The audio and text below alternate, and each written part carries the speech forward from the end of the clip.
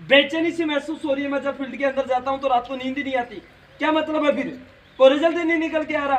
भाई इतनी मेहनत करवा रहे हैं गुरुजी, दिन रात लग रहे हैं, इनसे बातें करें कि सर क्या समस्या आ रही है, या अपनी समस्या अवगत करवाते तो एक ही समस्या आती है कि सर बच्चे घर जाके नहीं पढ़ते हैं। भाई कम से कम आप यहाँ स्कूल में जितना 6 घंटे का समय दे रहे हो तो 3 घंटे का समय तो घर पे भी दे हो ना आप। भाई जितना यहाँ 6 घंटे का आप समय दे रहे हो तो 3 घंटे का समय यदि आप घर जाकर के दे हो तो कहीं ना कहीं जो आप यहाँ सीख के जा रहे हो उसका रिवाइज हो जाए। लेकिन ऐसा कोई भी बच्चा घर जाकर के बिल्कुल भी कार्य नहीं करता है। भाई आपको भी पता है कि जिस प्रकार से खेतों में फसल तैयार हुई है, इसको काट करके आपके घर वाले सब घरों में ला रहे हैं, तो इसी प्रकार हमारी फसल अभी तैयार है, इसको सही प्रकार से तैयार करके काट करके हमारे पास में रखना, ये भी तो एक सबसे बड़ी चीज है। अब आप पता नहीं क्या हो रहा है, रिवाइज चल रहा है, गुरुजी डांट रहे हैं, आप उनके ऊपर कोई अमल नहीं कर रहे, रिजल्ट आ नहीं रहा है, बेचैनी से महसूस हो रही है हमारी, तो पता नहीं क्या हो रहा है। भाई पीटने के माध्यम है क्या? जब तुम्हारा मकसद हमारा मकसद एक ही है तो फिर इसमें डंडे का इस्तेमाल करने का क्या मतलब है? लेकिन क्या करें, मजबूरी है। जब आपको बार बार बताया जा रहा है आपका मकसद सीखने का, हमारा मकसद सिखाने का है, फिर भी आपका रिजल्ट नहीं आ रहा, फिर मतलब क्या है? समझ में नहीं आ रहा। बार बार हर पहलू पे हम चर्चा करते हैं कि किस प्रकार से बच्चों को बताया जाए, किस प्रकार से बच्चों को सिखाया जाए, प्रत्येक समस्या के ऊपर निष्कर्ष निकाला जा रहा है, लेकिन रिजल्ट नहीं आ रहा है। क्यों? ऐसा क्यों हो रहा है?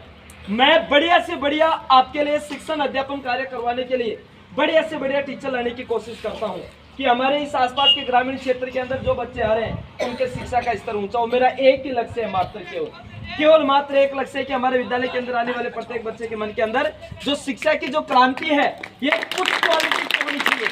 इनके अंदर जो कमियां हैं वो निकल करके बाहर आनी चाहिए। केवल मात्र एक ही मकसद है और उसी मकसद को पूरा करने के लिए मैं दिन रात सोचता रहता हूँ, लेकिन वो पूरा नहीं हो पा रहा है। क्यों? ऐसा क्या मुसीबत आ रही है मुझे नहीं समझ में आ रहा है। कितने कौन से एंगल तक मैं पहुंचूं? मैं जीरो डेप्थ पे जाकर के मैं अध्ययन करता हूं कि बच्चा क्यों नहीं कर पा रहा है। कॉपियां जांच करते हैं, मेरे साथ एमडी सर रहते हैं, घर जाकर के हम पेरेंट्स से मुलाकात करते हैं, बच्चे की कॉपियां देखते हैं, क्या रिजल्ट क्यों नहीं आ रहा है, तो उसमें एक ही चीज आती है कि बच्चा घर पे नहीं पढ़ता है। तो फिर क्या मतलब है बताओ आप? हमारे को आप ये मना कर दो कि सर आप कितनी कोशिश कर लो, क्योंकि ये सत्य है कि कोशिश हम कर सकते हैं लेकिन मेहनत आपको ही करनी है। और यदि आप मेहनत करोगे, मान लो कि गुरुजी की कोशिश कम हो सकती है, लेकिन यदि आपकी मेहनत जोरदार है तो कहीं ना कहीं आप गुरु से बेहतर कर सकते हैं। लेकिन ऐसा सोचते नहीं है।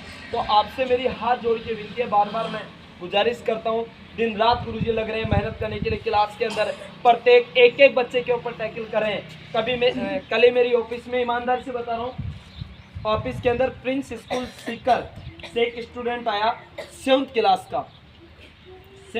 का विद्यार्थी, जो 2 भाई थे, दोनों की फीस थी 1,30,000 रुपये। एक साल की फीस कितनी? 1,30,000 रुपये। प्रिंस स्कूल में पढ़ता था। अब की बार हमारे स्कूल के अंदर वो एडमिशन करवाने के लिए कक्षा 8 में आया। मैंने उसका इंटरव्यू लिया, कक्षा 12 के अंदर पढ़ा रहा था, उसका पेरेंट्स है, मैंने उसको देखा कि भाई बच्चा CBSE के अंदर पढ़ रहा है, इंग्लिश मीडियम में पढ़ रहा है, तो मैंने उसका इंटरव्यू लिया। ईमानदारी बात है कि उसको इंग्लिश की बुक पढ़ना नहीं है, इंग्लिश की बुक। कोई बात नहीं, मैंने कहा कि इंग्लिश मीडियम इंग्लिश की बुक बच्चा नहीं पढ़ रहा है, मैंने उसको हिंदी की बुक पढ़ाई, उसको हिंदी की किताब ही नहीं पढ़ी।